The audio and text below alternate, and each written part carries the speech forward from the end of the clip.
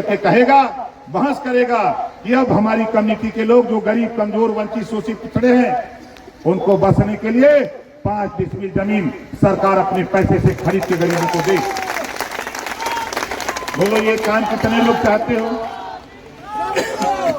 ये काम कितने लोग चाहते हो? जरा हाथ उठाओ जो लोग चाहते हो। अब देखो, मुझे तो ताजुब होता है बिहार जब जब आता हूं। हम लोग यूपी में 400, यहाँ बिहार में 400 रुपया पेंशन देते हैं सर, 400 देते हैं ना। अब वही बगल बॉर्डर पे पार हो जाओ तो 1000 है। बिहार में 1000, और बिहार में 400, यूपी में 1000। संविधान एक ही है, जो बाबा साहब डॉक्टर अंबेडकर जी का संविधान है वही बिहार में भी चलता है, वही यूपी में और वही पूरे देश में चलता है। हम इसी नाते आपके बीच में आया हूं। अगर 400 रुपया बिहार में, चाहे वो वृद्धा पेंशन हो, किसान पेंशन हो, चाहे दिव्यांग पेंशन हो, सबको 1000 रुपया यूपी में मिल रहा है। एक साल जब जो सरकार बनेगी, हम भी यहाँ बिहार में 1000 रुपया महीना दिलाने का काम करेंगे। पावर आपके हाथ में होगा।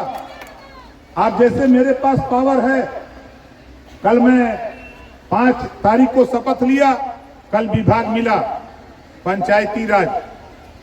पंचायती राज का मतलब जो गांव में आपके प्रधान होते हैं, जो आवास बांटते हैं, पेंशन के लिए रिकमेंड करते हैं, शौचालय देते हैं, जो और काम गांव में करते हैं, उसके मालिक हमको बनाया गया है यूपी में। आप सोचो, उसी तरह हम भी चाहते हैं कि तेरे बीच से तेरा भाई, तेरा बेटा, हम यहां भी चाहते हैं कि तेरे बेटे को भी वही पावर दिलाकर, मंत्री बनाकर वो अधिकार तुझे दिला दूं, ताकि तुम लोग अपने अपने हक के लिए भाई आप लोग लड़ो। यहाँ बहुत से लोग सुनने में आता है, लोग सोचते हैं कि ओम प्रकाश राजभर यहाँ कुछ लेने आता है। आप बताओ, हम कुछ लेने आए हैं? हम तो मंत्री बनी गए हैं।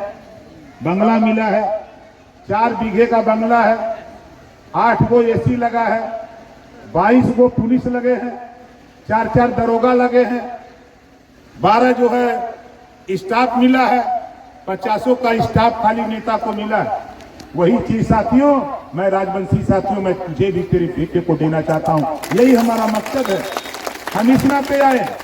आप बताओ, ये अंजलि राजभर जी हैं, ये जो काम कर रही है गलत कर रहे हैं कि सही कर रही है? कितने लोगों को सही लग रहा है? जरा हाथ उठाओ। सही लग रहा है ना?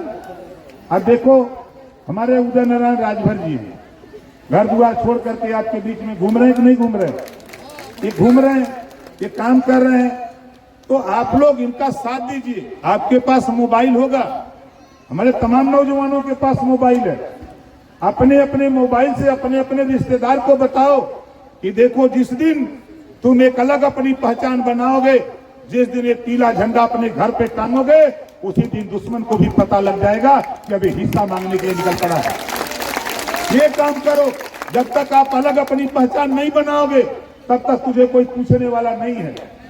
आप देखो, अपने गांव में देखो, कहीं आग सुलगा दो, आप कहीं आग खाली सुलगा दो, धुआं उठता है, तो बताओ, जिसको धुआं दिखाई देता है तो पूछता है ना कि भाई ये धुआं कहां से आ रहा है? वो लोग पूछते हैं कि नहीं लोग? उसी तरह जब ये पीला झंडा अपने गांव में टांगोगे, तो दुश्मन को खबर जाएगी, उनके लोग होंगे, वो खबर देंगे कि यहाँ पीला झंडा टंग रहा है। तब पूछेंगे क्यों टंग रहा है, तो बताने वाले बताएंगे कि एक राजभर जी आए थे भैया यूपी से, वो बता के गए हैं कि 1 साल के अंदर राजवंशी का बेटा मंत्री बनेगा और 5 डिसमिल जमीन गरीबों को बसने के लिए देगा। ये सरकार को खबर जाएगी। तो जब सरकार को खबर जाएगी तो हमको पूछेगा कि भाई अगर आप 5 डिसमिल चाहते हो तो हम 8 डिसमिल देना चाहते हैं। हम कहेंगे कि चलो 2, तब ना हम कहेंगे कि 2। हम काम कर रहे हैं। और आपको साथी मैं बता दूं, आप घबराओ नहीं। अभी मैं जो काम ठाना हूं बिहार में, अच्छे अच्छे पहलवान परेशान हैं। ऐसा नहीं है, चाहे लालू जी हो, चाहे तेजस्वी जी हो, और चाहे आपके नीतीश जी हो, चाहे कोई जी हो, सब लोग अगर शासक हैं तो आपके वोट के दम पे शासक है, आपके वोट पर। आप बताओ, औरंगाबाद जिले में 6 विधानसभा सीटें हैं और एक बगल की विधानसभा है, यहां से कुछ दूर है ओबरा, जहां तेरा वोट 50,000 है, लेकिन गिनती नहीं है। गिनती है नहीं। हम जहां खड़े हैं यहीं 30,000 है, गिनती नहीं है। हम बिहार के किसी नेता से पूछते हैं कि यहाँ रजवा राजवंशी राजभर रहता है, पता नहीं यहाँ नहीं रहता है, उधर रहता है। अब उधर जाके पूछते हैं, पता नहीं इधर नहीं रहते हैं, उधर रहते हैं। अब कहाँ रहते हैं भगवान जैसा। अब आप लोग बताइए, इसी नाते मैं कह रहा हूं, देखो नौजवानों, मैं आपसे कह रहा हूं कि देखो हमारी बात कितने लोगों को पसंद आ रही है, सही लग रही है, जरा हाथ दिखाओ, सही लग रही है ना। देखो एक बार रामायण में एक कहानी हम आपको बता रहे हैं, रामायण की। जब हिरण को देख करके सीता जी ने कहा कि हे राम, इस हिरण को पकड़ लो, चाहे मार करके ले आओ, इसकी खाल बहुत अच्छी है, इसके सोने का मृग है। और भगवान राम सीता जी के कहने पर वो जंगल को चले गए और वो हिरण नहीं था बल्कि मामा मारीच था। सही है ना, वो मामा मारीच था, वो भेष बना के आया था। अब वो जब चला गया, अब जब जंगल की तरफ भगवान राम उसका आखेट करते हुए गए, उसके बाद जब भगवान राम ने उसको तीर मारा तो अपने असली रूप में आ गया। जब वो असली रूप में आ गया मामा मारीच, तब बोल रहा कि हाय लक्ष्मण, हाय लक्ष्मण।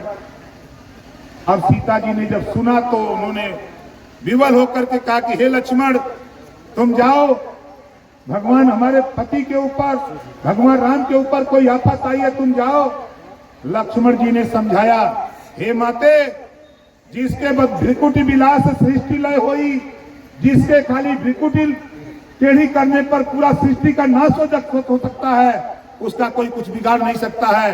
माते हम तेरी सुरक्षा के लिए हैं। लेकिन माते सीता ने नहीं मानी। तो लक्ष्मण जी ने कहा कि ठीक है माते, मैं जा रहा हूं, लेकिन मैं एक लक्ष्मण रेखा खींच के जा रहा हूं, इस रेखा को पार मत करना। इस रेखा के अंदर जो आएगा जल के भस्म हो जाएगा।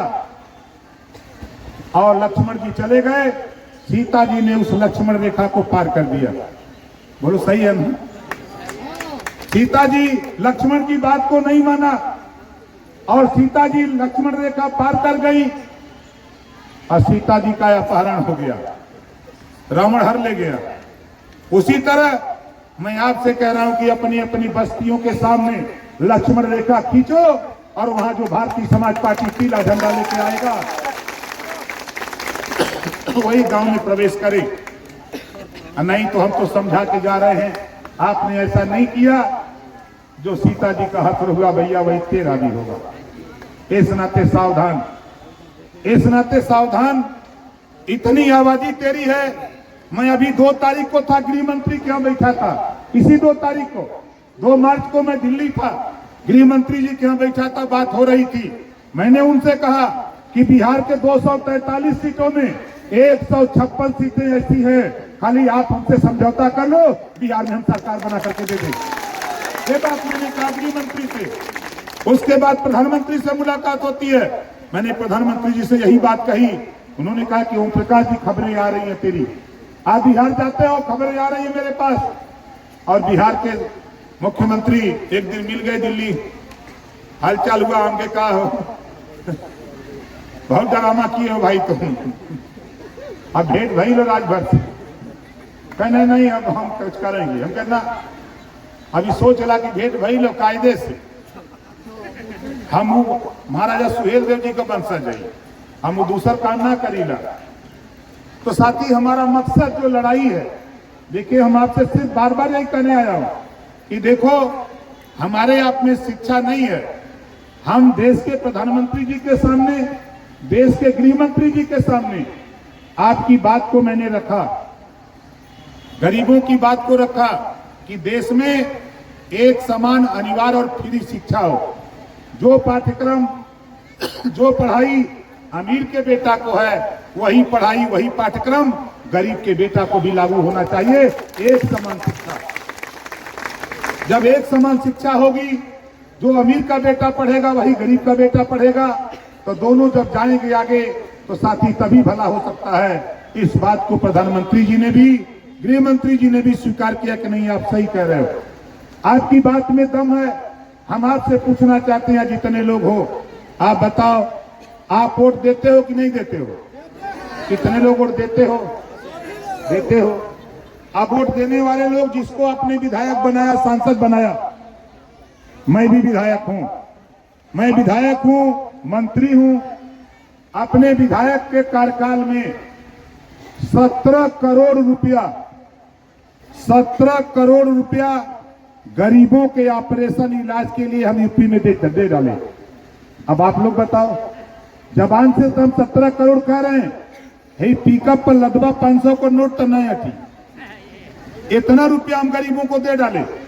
आप बताओ, कोई विधायक आपके क्षेत्र का सांसद किसी गरीब को 500 रुपया या 5000 इलाज के लिए दिया? नहीं दिया। अब आप सोचो, यूपी में कोई भी गरीब बीमार होता है, ऑपरेशन कराना होता है, इलाज कराना होता है, अगर वो हमको बता देता है, हमारे नेताओं को बता देता है, तो 10 लाख, 8 लाख, 5 लाख, जितना डॉक्टर बताता है कितना रुपया लगेगा, उतना रुपया उसके हॉस्पिटल पहुंचाने का काम प्रकाश राजभर करता है। हम वो व्यवस्था यहाँ लागू करना चाहते हैं, हम वो चीजें आपको दिलाना चाहते हैं। ये तभी संभव है साथियों, जब हम लोग एकजुट होकर, संगठित होकर, जब हम लोग इस लड़ाई को लड़ेंगे तब। आप देखो, यहाँ लालू जी अपने बेटे को मुख्यमंत्री बनाने की लड़ाई लड़ रहे हैं, बोलो सही है कि गलत है? लालू जी अपने बेटे को मुख्यमंत्री बनाने की लड़ाई लड़ते हैं, लेकिन ओम प्रकाश राजभर गरीबों, तेरे बेटा बेटी को एमएलए एमपी बनाने की लड़ाई लड़ रहा है। तय कर लो, कांग्रेस की सोनिया गांधी जी अपने बेटे प्रियंका गांधी और राहुल गांधी को प्रधानमंत्री बनाने की लड़ाई लड़ रही है, लेकिन ओम प्रकाश राजभर गरीबों, तेरे बीच से तेरे बेटा बेटी को एमएलए एमपी और मंत्री बनाने की लड़ाई लड़ रहा है। ये विचार करने की बात है। आप उठा के किसी नेता को देखो, वो तेरी लड़ाई नहीं बल्कि तेरे वोट के दम पर अपनी लड़ाई लड़ता है, और वोट के दम पर नेताओं ने आपको समझा दिया। जो बाबा साहब डॉक्टर अंबेडकर जी ने हमको आपको पावर दिया वोट का, ये वोट में इतनी बड़ी ताकत है, इतना बड़ा पावर है। जब आपने वोट के बदले मांगा, यही नेता आपको दारू पिलाया। यही नेता दारू पिलाता कि नहीं पिलाता? वोट के बदले दारू आपने मांगा दिया, वोट के बदले आपने मुर्गा मांगा दिया, और यही नेता दारू पिला के, मुर्गा खिला के, वोट लेके सरकार बना लेता है और 5 साल आपको मुर्गा बना के घुमाता है। बोलो सही है गलत है? 5 साल हमको आपको मुर्गा बना के घुमाता है। अब हम आपसे कह रहा हूं, यह मुर्गा दारू पैसा पर नहीं, अब हम वोट देंगे अपने बच्चे को अच्छी शिक्षा के लिए, अपने अच्छे स्वास्थ्य व्यवस्था के लिए, हम रोजगार के लिए, नौकरी के लिए। अब कोई भी नेता तेरे बीच में आवे तो उससे खाली एक नारा लगा दो। अभी जो हमारे नेता बोल रहे थे, खाली एक नारा, उससे जो नेता आवे उसको बोलने से पहले खाली उससे कह दो, जय सुहेलदेव नेता। क्या बोलोगे? उसे खाली कह दो, जय सुहेलदेव। वो कहीं क्या बोलत हुआ? कहते राजपाट बोलत है, और क्या बोलत है? हम अपने बेटा बेटी के एमएलए एमपी बनावल चाहते ही, मंत्री बनावल चाहते ही, अपने बेटा के अच्छी शिक्षा दियावल चाहते ही। हम अनु का बेटा बेटी पढ़ लिख करके अब डॉक्टर, मास्टर, इंजीनियर, कलेक्टर बनाओ बदे जय सुहेलदेव का नारा लगावत हुई। ये बात पे चर्चा करा कि जितना नेता घूमत हुआ आपसे कह चिला कि हम आने का बिरादर आपकी वोट मांगे, आदत पड़ल बा ना। वो लोग के दारू मिल जाई, पैसा मिल जाई, मुर्गा मिल जाई, और चल रही हम अहन कहीं तोरे साढ़ू के साढ़ू है। बताओ ना, और मतारी बहन के नहीं तक वो सड़ुआइन के बताओ ना सर। ये हमरे दीना खूब बताओ ना कि इतना लंबा होला। तो ये लोग अगर आमा तो बैठा के पानी पिया के चाय पिला दा, और करे बाद न बता दा या पियर का झंडा पकड़ा, नहीं तो भैया तू 2 लाइन का दोहा सुना। वो न 2 लाइन का दोहा का सुनी बा, बनत रही तब बनत रही, अब न बनी हमरे तोरे, रंज रहा चाहे खुशी रहा, तू अपने घरे हम। ये पार्टी आपकी है, ये भारतीय समाज पार्टी आपकी है, आपके उत्थान के लिए है, वंचितों, शोषितों, गरीबों, कमजोर, आपके लिए है ये पार्टी, आपके उत्थान के लिए है। और चाहे अरे आपके राजद हो, चाहे राष्ट्रीय लोकदल हो, चाहे आपका राष्ट्रीय जनता दल हो, वो आपके लिए नहीं बना। चाहे वो जदयू आपके लिए नहीं बना, कांग्रेस आपके लिए नहीं बना, आपके लिए उत्थान के लिए अगर बना है तो भारतीय समाज पार्टी 21 साल से झांक के चलो, यूपी देख लो। आज यूपी की हालत वो है कि जब आज यूपी में आप जाओगे तो गरीब, आज यूपी में कम से कम लाखों graduate, post graduate, LLM, PhD हमारी बेटियां कर रही हैं, हमारा नौजवान कर रहा है। वहां इतनी जागरूकता हम लोगों ने पैदा कर दिया कि सरकार के दम पर मेहनत करके, रोजगार के पा करके, नौकरी पा करके आज लाखों लाखों नौजवान PhD, LLM, M.Com, B.Com कर रहे हैं। वही स्थिति साथियों हम बिहार में भी लागू करना चाहते हैं कि तेरे बेटा बेटी को पढ़ा लिखा करके डॉक्टर, मास्टर, इंजीनियर, कलेक्टर बनाना चाहते हैं। इसी नाते तो हम आए। आप बताओ, तबीयत देखो हमारी थोड़ा नरम है, सर्दी हो गई है। इस नाते हम तो, मुख्यमंत्री जी हमारे कहे कि क्यों बिहार जा रहे हो, जाकर के जो है अपना कारोबार ग्रहण करो। हमने कहा कि मानव राज जा रहे हैं, फिर उसके बाद देखा जाएगा, कल आ जाएंगे आपके यहाँ। हम तो आपको छोड़ेंगे नहीं भाई। आप बताओ, अपने अपने हिताई नताई, अपने अपने हिताई रिश्तेदारी के प्रचार करी, हाथ उठा दे प्रचार करी, प्रचार करा। हम जुगाड़ बनावत है, घबरा मत। हम